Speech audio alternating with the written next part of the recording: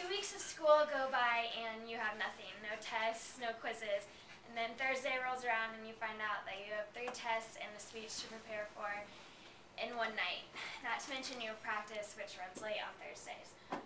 When we are forced to meet a deadline, our sympathetic nervous system kicks in, which increases the amount of adrenaline in our body, and then that makes your heart speed up and your blood pressure rises, that's the normal reaction to like stress and trying to deal with that. But if it's taken to an extreme, then people can have what's called an anxiety attack, or it can also be called a panic attack. And a panic attack is an episode of intense panic or fear. They usually occur very suddenly and without much warning.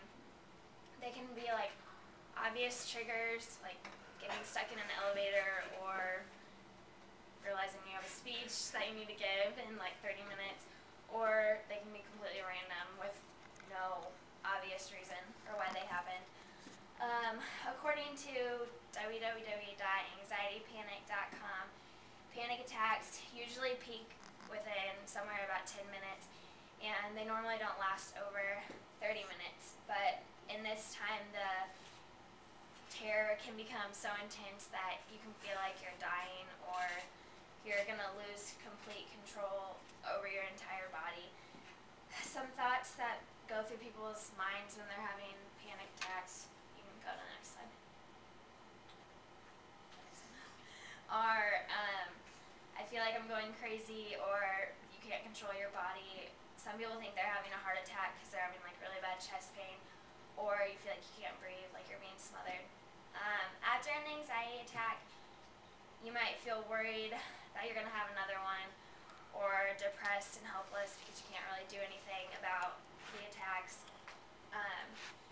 Signs, according to the Anxiety Network, that you're having a panic attack include sweating, trembling or shaking, shortness of breath, feeling like you're choking or being smothered, chest pain and discomfort, nausea, feeling dizzy or faint, lightheaded, or if like your fingers or hands go numb or like tingling, and chills and hot flashes.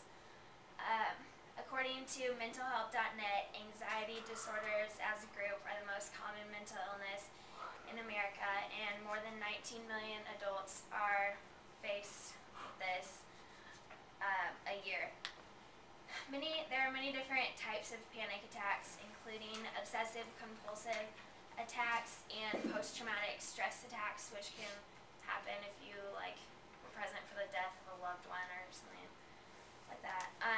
According to healthguide.org, the most common type of treatment is, you can go to the next slide, cognitive behavioral therapy, which is like focuses on your thinking patterns and behaviors that trigger the attacks, and trying to like channel these in a healthier way so that you don't have anxiety attacks.